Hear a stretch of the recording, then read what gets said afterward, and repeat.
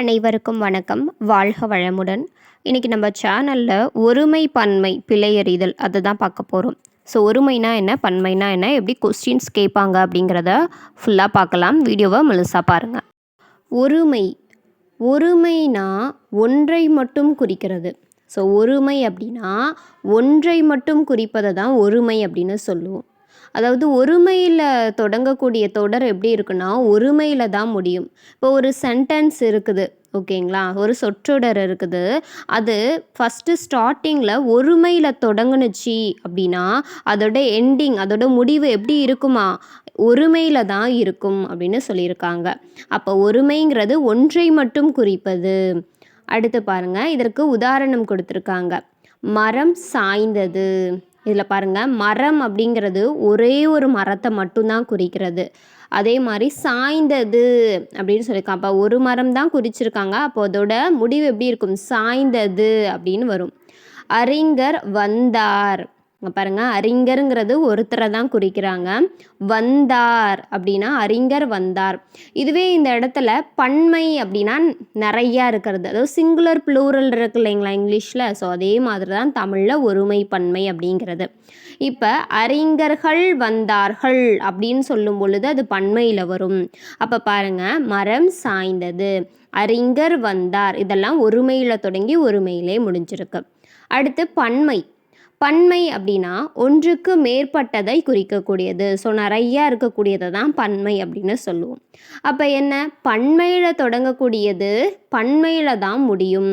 So ஒரு சொற்றொடர், ஒரு சென்டென்ஸ் பன்மையில் தொடங்குனுச்சு அப்படின்னா அதோட முடிவும் பன்மையில் தான் இருக்கணும். இப்போ உதாரணம் பாருங்கள். இப்போ மரங்கள் சாய்ந்தன. இப்போ மரங்கள் அப்படிங்கிறது நிறைய மரங்கள் இருக்குது, இப்போ நிறையா குறிக்குது. அப்படி இருக்கும் பொழுது அந்த இடத்துல முடிவு எப்படி வரும், சாய்ந்தன அப்படின்னு நம்ம சொல்லுவோம். மரங்கள் சாய்ந்தன. இந்த இடத்துல மரங்கள் சாய்ந்தது அப்படின்னு சொன்னால் அது தவறு, பிழை. ஏன்னா ஒன்றே ஒன்றை குறிச்சிக்கும் பொழுது தான் சாய்ந்தது அப்படின்னு நம்ம முடியும். இப்போ மரங்கள் சாய்ந்தன அப்படின்னு பன்மையில் எழுதணும். அடுத்து கருவிகள் பழுதடைந்தன அப்படின்னு சொல்லி பன்மையில் சென்டென்ஸ் எழுதியிருக்காங்க. அப்போ பாருங்கள், கருவிகள் பழுதடைந்தன அப்படிங்கும் பொழுது அது முழுக்க முழுக்க பன்மையில் தொடங்கி பன்மையில் முடியுது. ஸோ இந்த மாதிரி தான் நம்ம ஒருமை பன்மை கரெக்டாக தெரிஞ்சு ஒரு சென்டென்ஸில் நம்ம மிஸ்டேக்ஸ் பார்த்து பண்ணணும். இப்போ தன்மை பெயரில் ஒருமை பன்மை எப்படி வரும். இப்போ தன்மை அப்படின்னா இப்போ நம்ம தான், ஓகே, நான் மட்டும் இருக்கிறேன். இப்போ நான் மட்டும் இருக்கிறத ஒருமையில் எப்படி சொல்வேன், பன்மையில் எப்படி சொல்வேன் அப்படிங்கிறத நம்ம தெரிஞ்சுக்கணும். அப்போ தன்மை பெயர்களில் ஒருமை அப்படின்னா யான் அப்படின்னு சொல்லுவோம், இன்னொன்று நான் அப்படின்னு சொல்லுவேன். அப்போ பாருங்கள், இப்போ என்னை மட்டும் குறிக்கிறது நான் தனியாக இருக்கிறேன், நான் மட்டும் அப்படின்னா நான் அப்படின்னு வருவோம் ஒருமையில். இன்னொன்று யான் அப்படின்னும் சொல்லலாம். இதுவே பன்மையில், அதாவது என் கூட சேர்ந்து இன்னும் ஒரு 2 3 4 பேர் இருக்காங்க அப்படின்னு இருக்கும் பொழுது நம்ம பன்மையில் எப்படி பேசணும், யாம் இல்லைனா யாங்கள் அப்படின்னு சொல்லணும். அதே மாதிரி நான் அப்படிங்கிறது பன்மையில் எப்படி, நாம் அல்லது நாங்கள் அப்படின்னு வரும். ஸோ இந்த மாதிரி தான் நம்ம சொற்றொடர்களில் பயன்படுத்தணும். அடுத்து முன்னிலை பெயர். முன்னிலை பெயர்னால் நம்மளுக்கு முன்னாடி இருக்கவங்கள ஒருமையில் பன்மையில் எப்படி சொல்வோம். இப்போ ஒருமையில் சொல்லும்போது முன்னாடி இருக்கவங்கள நீ, அதாவது ஒரே ஒருத்தவங்க தான் அவங்க முன்னாடி நிற்கிறாங்க அப்படின்னா நீ அப்படின்னு சொல்லுவீங்க. இதே பன்மையில் உங்களை சுற்றி நிறைய பேர் இருக்காங்க முன்னாடி அப்படின்னா என்ன சொல்லுவோம், நீங்கள் இல்லைன்னா நீர், நீங்கள், அந்த மாதிரி சொல்லலாம். அடுத்து படற்கை. ஸோ படற்கைனா தேர்ட் பர்சன். இப்போ நானும் இல்லை, முன்னாடி இருக்கவங்களும் இல்லை, ஒரு தேர்ட் பர்சன்ஸ். அப்படி இருக்கும் பொழுது அவங்கள ஒருமையிலையும் பன்மையிலையும் நம்ம எப்படி சொல்லுவோம். இப்போ படற்கை பெயரில் பாருங்கள், ஒருமை அப்படின்னு வரும்போது அவன், அவள்.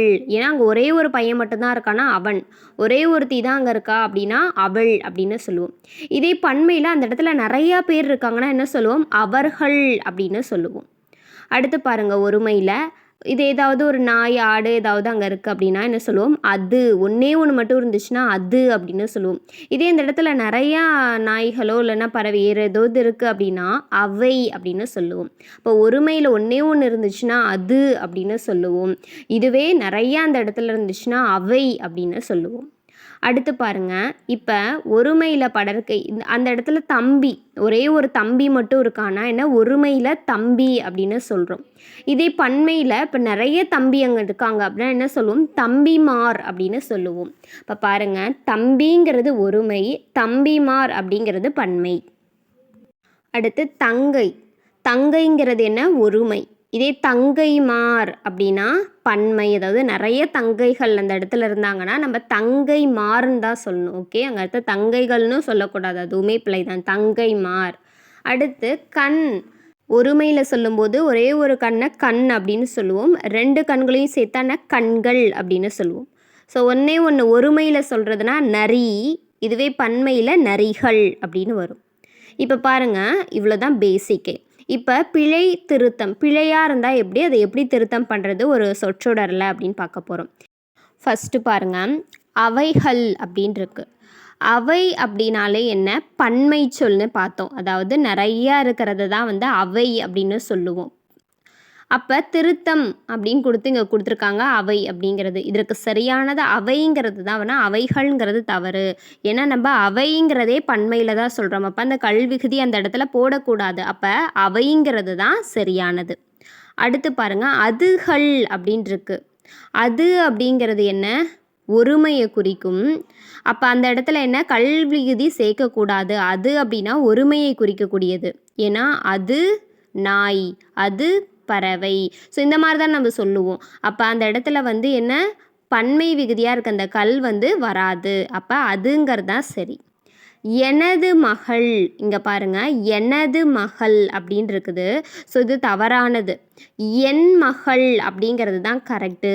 ஏன்னா எனது மகள், இந்த அது அப்படிங்கிறது அந்த இடத்துல வராது, எனது அப்படிங்கிறது இந்த இடத்துல பிழையாக சொல்லியிருப்பாங்க. அந்த ஒருமை பன்மையை பொறுத்த வரைக்கும் சென்டென்ஸில் இது அடிக்கடி கேட்பாங்க. எனது மகள் அப்படிங்கிறது தவறான கூற்று, என் மகள் அப்படின்னு தான் வரும், இதுதான் சரியானது. அடுத்து பாருங்கள், ஒரு ஊர்.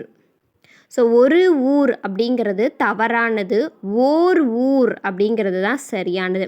இதற்கு கரெக்டான அர்த்தம் பாருங்கள், அதாவது ஒரு ஊர் அப்படின்னு இருக்கா, இதில் இந்த ஊருங்கிறத பாருங்கள், ஊங்கிறது உயிரெழுத்தா. இப்போ ஒரு வார்த்தை உயிரெழுத்தில் தொடங்குனுச்சு அப்படின்னா அதுக்கு முன்னாடி ஓர் அப்படின்னு தான் வரணும். அப்போ நல்லா ஞாபகம் வச்சுக்கோங்க, உயிரெழுத்தில் ஒரு வார்த்தை ஆரம்பிக்குது, அதுக்கு முன்னாடி ஓர் அப்படிங்கிறது தான் யூஸ் பண்ணும். ஸோ அதனால் நீங்கள் நல்லா ஞாபகம் வச்சுக்கோங்க, ஓர் ஊர் அப்படிங்கிறது தான் கரெக்டு. இந்த இடத்துல ஊங்கிற உயிரெழுத்து இருக்கிறனால தான் ஓர் அப்படின்னு போட்டிருக்காங்க. அப்போ ஓர் ஊர் அப்படிங்கிறதே ஞாபகம் வச்சுக்கோங்க, அது ஒரு ஷார்ட்கட்டாகவும் வச்சுக்கோங்க, அப்போ தான் ஞாபகம் வரும். வேறு இடத்துல ஒரு மனம் அப்படின்னா கரெக்டு. இப்போ பாருங்கள், ஒரு மனம், இந்த இடத்துல மாங்கிறது உயிர்மை எழுத்து, ஸோ இந்த மாதிரி ஆரம்பிக்கும் பொழுதுலாம் நம்ம ஒரு பயன்படுத்தலாம். உயிரெழுத்துக்கள் அதுக்கு முன்னாடி மட்டும் என்ன, ஓர் அப்படிங்கிறது தான் இருக்கணும். ஓர் ஊரில், ஓர் ஆலயம், ஸோ இந்த இடத்துல ஆங்கிறதுலாம் உயிரெழுத்து, அப்போ ஓர் ஆலயம், ஸோ இந்த மாதிரி தான் நம்ம பயன்படுத்தணும். அடுத்து நாட்கள். ஸோ நாட்கள் அப்படிங்கிறது தவறானது, நாள்கள் அப்படிங்கிறது தான் சரியானது. நாட்கள் அப்படிங்கிறது வராது, நாள்கள், அதாவது நாள்கள் அப்படின்னு தான் சொல்லுவோம், இதுதான் சரியானது.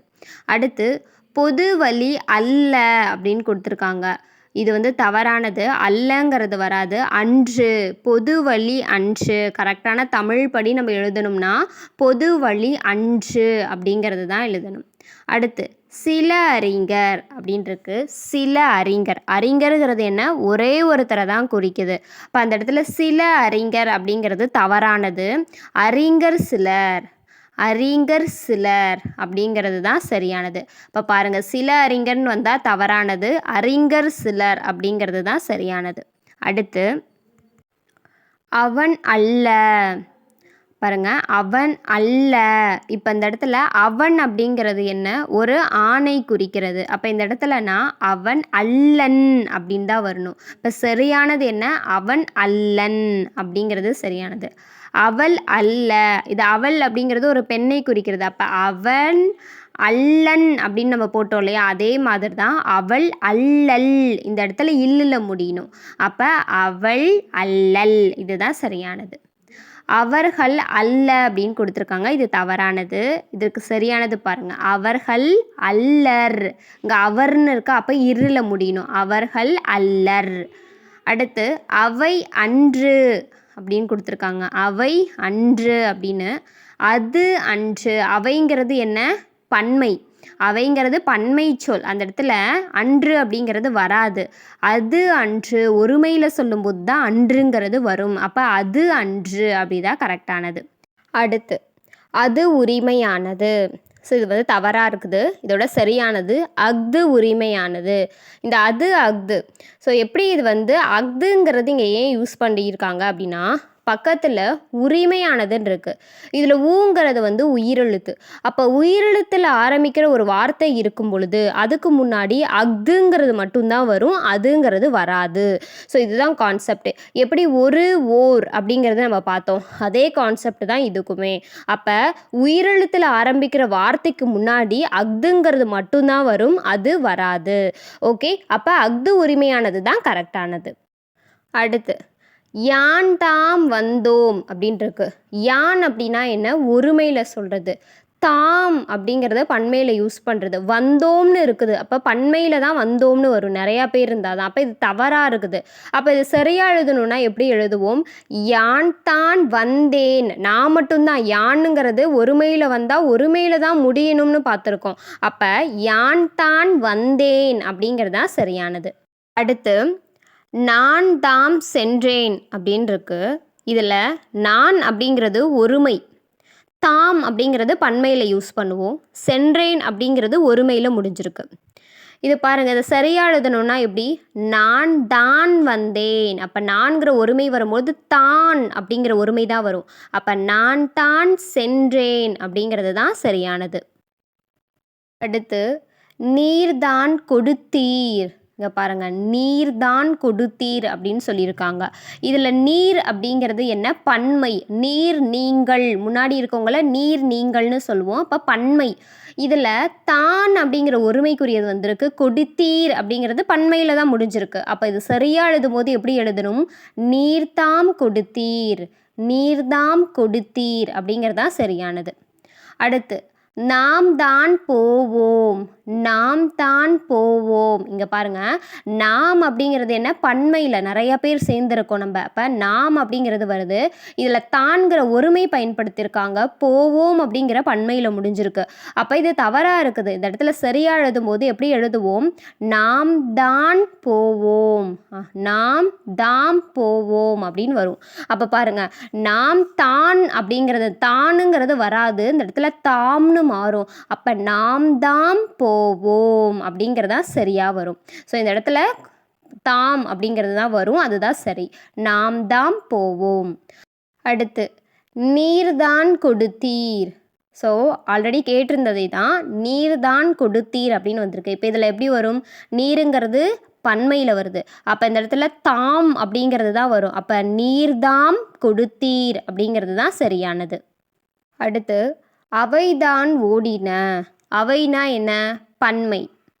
தான் அப்படின்னா என்ன? ஒருமைக்கு யூஸ் பண்ணுவோம். அப்போ இங்கே பன்மையில் வந்திருக்குன்னா பக்கத்தில் என்ன வரும்? தாம் அப்படின்னு தான் வரணும்.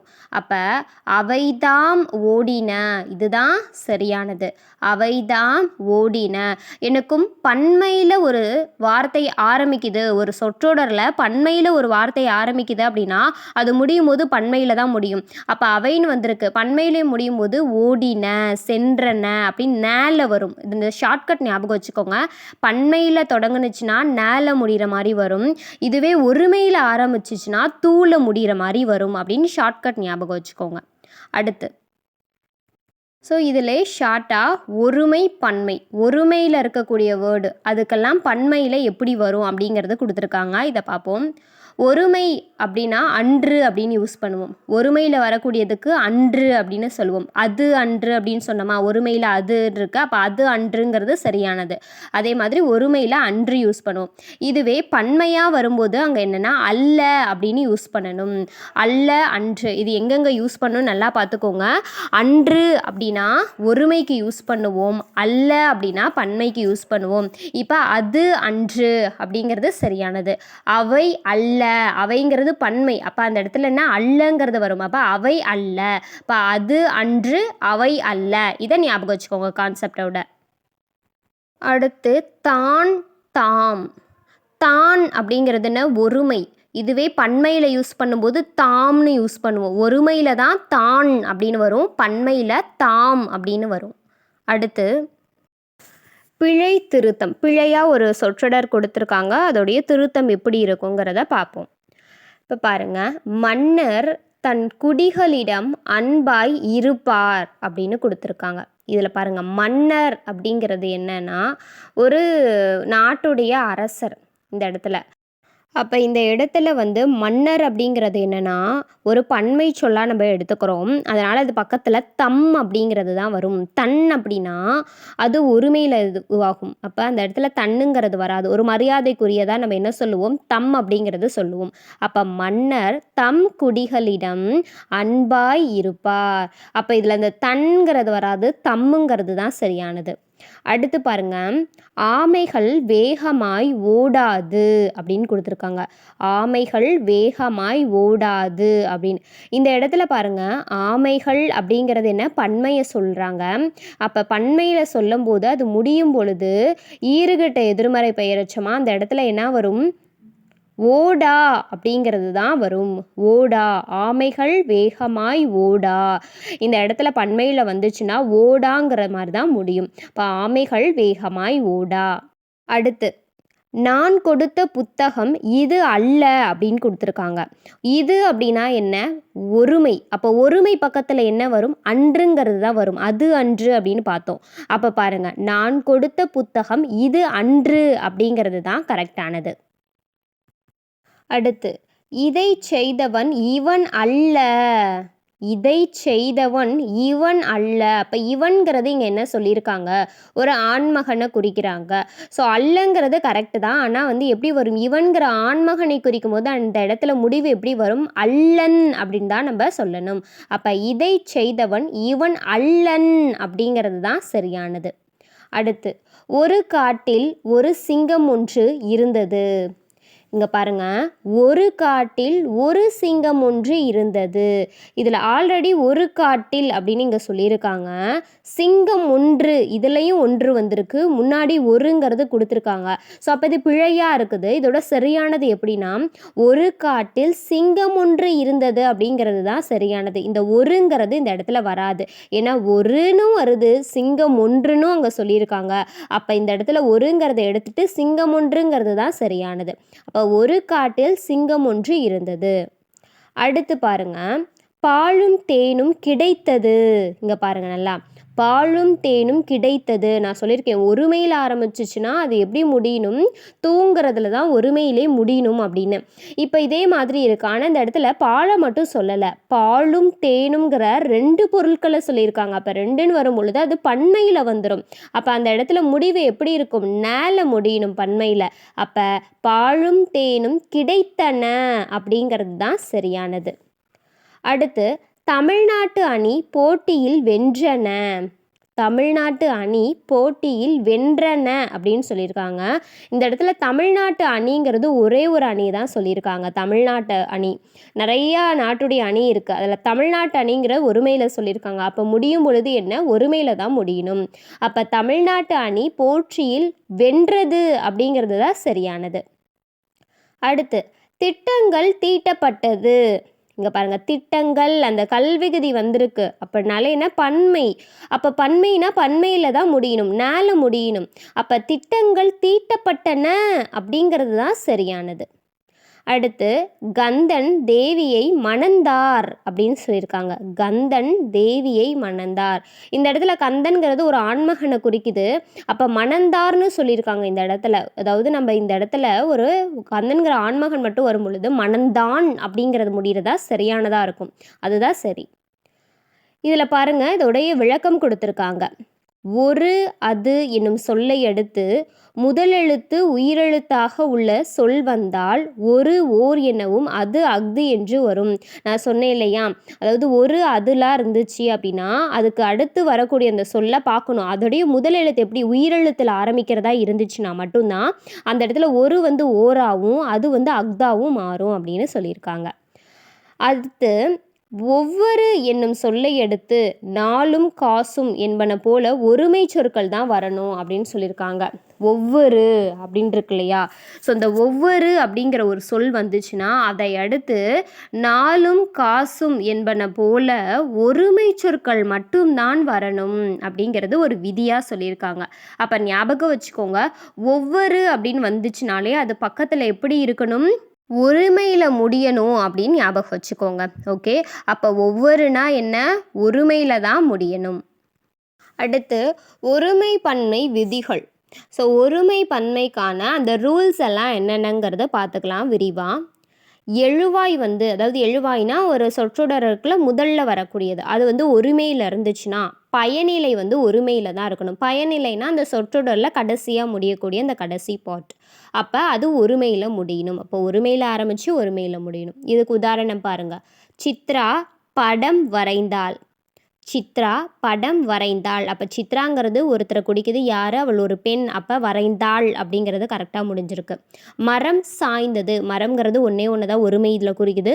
சாய்ந்தது அப்படிங்கிற ஒருமையில் தான் முடிஞ்சிருக்கு. எப்பயும் ஒருமையில் வந்துச்சுன்னா தூள முடியணும். ஓகே, அடுத்து எழுவாய் பன்மையில் முடிஞ்சிச்சுன்னா பயனிலை பன்மையில் தான் முடியணும். இதற்கு உதாரணம் பாருங்கள். மரங்கள் சாய்ந்தன. மாணவர்கள் நாளை வருவார்கள். இப்போ மாணவர்கள் அப்படிங்கிற பன்மை இருக்குது. அப்போ நாளை வருவார்கள் அப்படிங்கிற பன்மையில் முடிஞ்சிருக்கு. ஸோ இதுதான். மரங்கள் அப்படின்னா சாய்ந்தன, ஆல முடிஞ்சிருக்கு பாருங்கள். மரம்னா சாய்ந்தது, மரங்கள் சாய்ந்தன, இதுதான் சரியானது. அடுத்து மதிப்பு பன்மை. ஸோ இது நல்லா தெரிஞ்சுக்கோங்க. மதிப்பு பன்மை மரியாதைக்காக சொல்கிறது. நம்ம பார்த்தோம் இல்லையா, மன்னர்லாம் வரும்போது தம் யூஸ் பண்ணோம் இல்லையா, அப்போ பாருங்கள் மதிப்பு பன்மைன்னு சொல்லுவாங்க. இதை மரியாதைக்கு வரும் பொழுது அர் ஆர் இந்த மாதிரிலாம் வரும். அப்படி வரும் பொழுது அது எப்படி வரும் அப்படின்னா, மருத்துவர் அப்படின்னா ஒருத்தர் தான் குறிக்குது, ஆனால் அது மரியாதைக்காக அந்த அருங்கிற விகுதி சேர்ந்துருக்கு. அப்போ மருத்துவர் நடந்து வந்தார். மன்னர் தம் குடிமக்களிடம், இந்த மாதிரி இருக்கும்போது பன்மை தான் யூஸ் பண்ணணும்.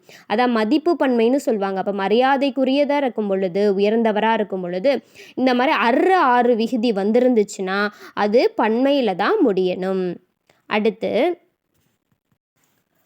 ஒரு ஓர் பயன்பாடு. அதாவது ஒரு ஓர் அப்படிங்கிறது ஒருமை. ஒரு ஓருங்கிறது ஒருமையை குறிக்கக்கூடியது.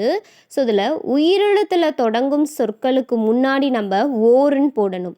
இப்போ ஓர் ஆடு, ஆ பாருங்க உயிரெழுத்தில் ஆரம்பிக்குதா. இரவு உயிரெழுத்தில் ஆரம்பிக்குதா. ஊர், ஊங்கிறது உயிரெழுத்தா. இப்போ இதுக்கு உயிரெழுத்தில் ஆரம்பிக்கக்கூடியதுக்கு எல்லாமே முன்னாடி என்ன போட்டிருக்காங்க? ஓர் அப்படிங்கிறது தான் வரணும்.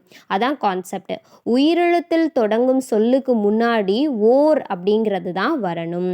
அடுத்து உயிர்மை எழுத்தில் தொடங்கும் சொல்லுக்கு முன் ஒரு அப்படின்னு பயன்படுத்தும். உயிர்மை எழுத்துனா அப்போ ஒரு பகல், இந்த இடத்துல பாருங்க பாங்கிற உயிர்மை எழுத்து, ராங்கிற உயிர்மை எழுத்து வந்திருக்கு. அப்போ உயிர்மை எழுத்தில் தொடங்கக்கூடிய சொல்லுக்கு முன்னாடி ஒரு அப்படின்னு போடுவோம். ஒரு பகல், ஒரு ராஜா, இந்த மாதிரி. அடுத்தது அது இது, அஃது இஃது, இது எப்படிங்கிறத பாருங்க. உயிரெழுத்தில் தொடங்கிறதுக்கு முன்னாடி நம்ம அஃது இஃது அப்படின்னு பயன்படுத்துவோம். உயிர்மை எழுத்தில் ஆரம்பிக்கிறதுக்கு முன்னாடி அது இதுன்னு பயன்படுத்துவோம். இதற்கு உதாரணம் அஃது இல்லாருக்கு. இப்போ இலாருக்குங்கிறதுல ஈங்கிறது உயிரெழுத்தா. அப்போ உயிரெழுத்தில் ஆரம்பிக்கிறதுக்கு முன்னாடி என்ன வரும்? அஃது அப்படிங்கிறது தான் பயன்படுத்துவோம். அது செய், சேங்கிறது என்ன? உயிர்மை எழுத்து ஆரம்பிக்குது. அப்போ அதுக்கு முன்னாடி என்ன வரும்? அதுங்கிறது தான் வரும்.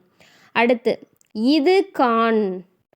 காங்கிறது என்ன? உயிர்மை எழுத்தில் ஆரம்பிக்குது. அப்போ அதுக்கு முன்னாடி இதுங்கிறது தான் வரும். ஸோ இதுதான் கான்செப்ட். இந்த மட்டும் நம்ம நல்லா தெரிஞ்சுக்கிட்டால் போதும். கரெக்டாக அந்த சென்டென்ஸில் இருக்க பிழையை தெரிஞ்சு சரியானதை நம்ம எழுதிடலாம். அடுத்து பல சில. ஸோ இதில் பாருங்கள் பன்மையில் தான் வரும். பல அப்படின்னா நிறையா, சில அப்படின்னாலும் நிறையா பொருட்கள் இருக்கிறது தான் சொல்லுவோம். அப்போ என்ன? பல சில, இது ரெண்டுமே பன்மையில் நம்ம யூஸ் பண்ணக்கூடியது. பழவின் பாலில் வரும். சரிங்களா? இப்போ பாருங்கள் உதாரணம் அக்ரிணை. அக்ரிநிலை சொல்லும்போது என்ன? பல ஆடுகள் மேய்ந்தன. அப்போ அக்ரிணையில் பல ஆடுகள் மேய்ந்தன. அப்போ இங்கே பல ஆடுகள் அப்படிங்கிறது என்ன? பன்மையை குறிக்கிறது. இங்கே மேய்ந்தன அப்படிங்கிற பன்மையில் முடிஞ்சிருக்கு. இது சரியானது. அடுத்து உயர்திணையில் சொல்லும்போது என்ன? மக்கள் பலர் வந்தனர். இப்போ மக்கள் பலர் நிறைய பேரை பன்மையில் தான் சொல்கிறோம். அப்போ மக்கள் பலர் வந்தனர் அப்படின்னு சொல்லுவோம். அப்போ அக்ரிணையில் சொல்லும்போது பல ஆடுகள் அப்படின்னு தான் சொல்லுவோம். அதே உயர்திணையில் சொல்லும்போது பலர்னு சொல்லுவோம். மக்கள் பலர் அப்படின்னு சொல்லுவோம். இந்த இடத்துல வெறும் பலங்கிறது வராது. அடுத்து பாருங்க, தன் தான், இதுவும் ஒருமையில் குறிக்கிறது. தன்னை மட்டும், அதாவது தன் தான் அப்படிங்கிற ஒருமை சொற்கள். இதுவே இதை பன்மையில் சொல்லும்போது தம் தாம் அப்படின்னு தான் பன்மையில் சொல்லுவோம். இப்போ அக்ரிணைக்கும் உயர்திணைக்கும் இதை எப்படி பயன்படுத்துகிறாங்கன்னா, இப்போ ஃபஸ்ட்டு அக்ரிணையில் எப்படி ஆடு தன் வேலையை செய்கிறது அப்படின்னு சொல்லியிருக்காங்க. இது கரெக்டு. ஆடுங்கிறது என்ன, ஒருமையை சொல்கிறாங்க. அப்போ இந்த இடத்துல என்ன வரும், தன்னுன்னு தான் வரும். அப்போ ஆடு தன் வேலையை செய்கிறது அப்படின்னு தான் முடியும். கரெக்டு. அடுத்ததா ஆடுகள் தம் வேலையை செய்கின்றன. இப்போ ஆடுகள் வரும்போது பன்மை வந்துடுது. அப்போ அது பக்கத்தில் தம் அப்படிங்கிறது தான் வரும். அப்போ ஆடுகள் தம் வேலையை செய்கின்றன. அடுத்து உயர்திணையில் சொல்லும்போது பாருங்க, அவன் தன் வீட்டிற்கு சென்றான். சரியா இருக்குது. அடுத்து அவர்கள் தம் வீட்டிற்கு சென்றனர். அவர்கள் அப்படிங்கிற வரும்போது பன்மை, அப்போ தம் வருது. அவர்கள் தம் வீட்டிற்கு சென்றனர். அரசர் தாம் கூறினார். நம்ம ஆல்ரெடி பார்த்தோம். அரசர் அப்படிங்கிறது என்னன்னா பன்மையை குறிக்கும், மரியாதையாக சொல்லும் பொழுது. அப்போ அரசர் தாம் கூறினார். அப்போ இங்கே பன்மையில் வரும் தாம் அப்படிங்கிறது. அரசர் தாம் கூறினார். அடுத்து எதிர்மறை வாக்கியங்கள். ஸோ எதிர்மறையாக சொல்லும் பொழுது அந்த வாக்கியங்கள் எப்படி இருக்கும் அப்படிங்கிறதான் பார்க்க போகிறோம். ஃபஸ்ட்டு நேர்மறை. நேர்மறையாக சொன்னால் ஆடு புல்லை மேயும் அப்படின்னு சொல்லுவோமா, ஆடு புல்லை மேயும்.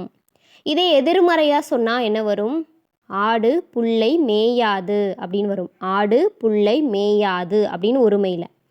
இதுவே பன்மையில் வச்சு நம்ம சொல்கிறோம், பல ஆடுகள் இருந்துச்சுன்னா அப்போ என்ன, ஆடுகள் புல்லை மேயாது. அப்போ ஆடுகள் அப்படிங்கிற பன்மை வரும்போது அந்த இடத்துல தூங்கிறது வராது, மேயா அப்படிங்கிறது தான் வரும்.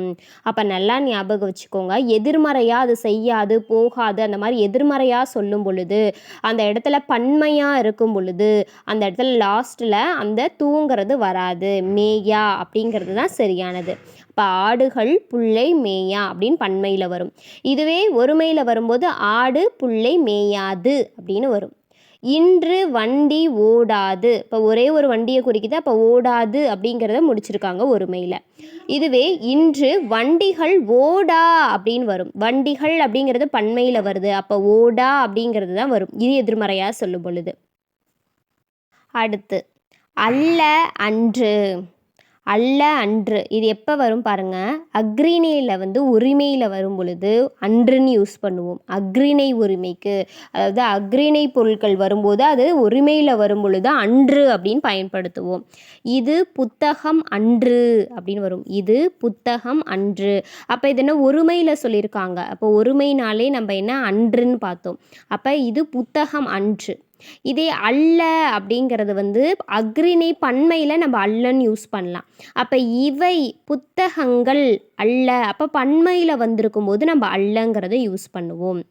இப்போ பாருங்கள், அப்போ நீங்கள் ஷார்ட்டாக கூட ஞாபகம் வச்சுக்கலாம். ஒருமையில் வந்தால் அன்றுன்னு வரும், பன்மையில் வந்தால் அல்ல அப்படிங்கிறத மட்டும் ஞாபகம் வச்சுக்கிட்டாலே போதும். ஸோ அடுத்து இன்று விடுமுறை நாள் அன்று. ஸோ இன்று விடுமுறை நாள் அன்று அப்படின்னா ஒரே விடுமுறை நாளை மட்டும்தான் சொல்கிறோம். அப்போ அன்றுங்கிறது ஒருமைக்கு வருது. இதே விடுமுறை நாட்கள் அல்ல அப்படின்னு வந்திருக்கு. இன்று விடுமுறை நாட்கள் அல்ல. அப்போ நாட்கள்ங்கிறது பன்மை. அப்போ பக்கத்தில் அல்லங்கிறது முடியும். அடுத்த விதி அல்லன், அல்லல், அல்லர், அல்லை, அல்லே. ஸோ இதெல்லாம் எங்கெங்கே வரும், ஆண்பால் வரும் பொழுது அல்லன் அப்படின்னு முடியும். பெண்பாலில் அல்லல்னு சொல்லுவோம். பலர்பாலில் அல்லர், அதாவது அவர் அப்படின்னு வந்தால் அல்லர் அப்படின்னு வரும். உதாரணம் பாருங்க, இவன் கண்ணன் அல்லன், இவள் அவள் அல்லல், இவள் அவள் அல்லல், இவர்கள் மருத்துவர்கள் அல்லர், இவர்கள் மருத்துவர்கள் அல்லர். ஸோ இந்த மாதிரி தான் வரும். அடுத்து பாருங்க முன்னிலை. ஸோ முன்னிலையில் ஒருமையில் வந்தால் எப்படி, முன்னிலையில் ஒருமையில் வரும்போது அல்லைங்கிறத நம்ம பயன்படுத்துவோம். இப்போ நீ அல்லைன்னு சொல்லுவோம், நீ அல்லை. இதே நாங்கள்ங்கிறது பன்மையில் வரும்போது அல்லேம்னு சொல்லுவோம், நாங்கள் அல்லேம், யாம் அல்லேம். இதே முன்னாடி இருக்கவங்கள சொல்லும்போது நீ அல்லை. ஸோ முன்னிலையில் மட்டும்தான் அல்லை வரும், ஞாபகம் வச்சுக்கோங்க. நீ அல்லை அப்படிங்கிறது தான் சரியானது.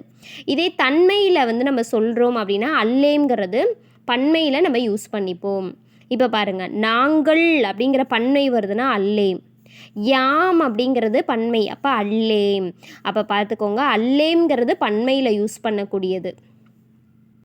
அடுத்து ஒவ்வொரு, ஒவ்வொன்றும், ஒவ்வொருவரும். ஸோ இதுக்கெல்லாம் எப்படின்னு பாருங்கள்.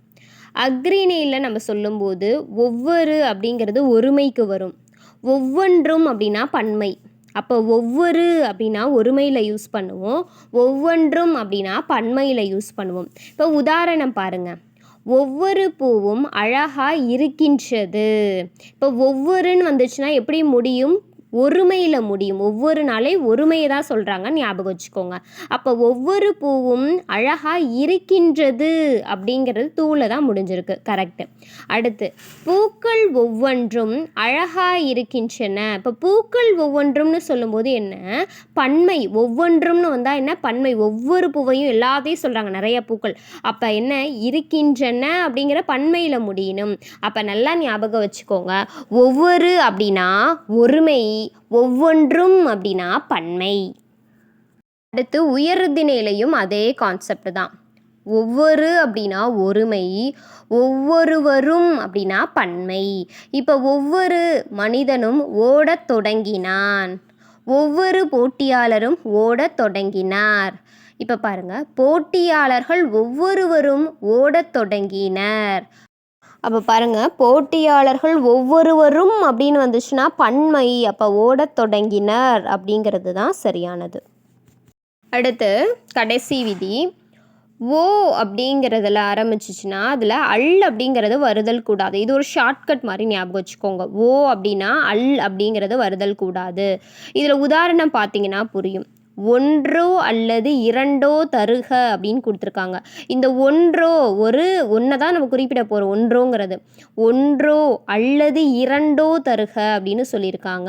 இப்போ அல்லுங்கிறத அல்லது, அப்போ இந்த அல்லதுங்கிறது இந்த மாதிரி வந்துச்சுன்னா அது தவறுன்னு சொல்லியிருக்காங்க. ஒன்றோ அல்லது இரண்டோ தருக, அந்த ஒன்றோ, இந்த ஒன்றோ பக்கத்தில் அல்லதுங்கிறது வரக்கூடாது, அதுதான் கான்செப்டே.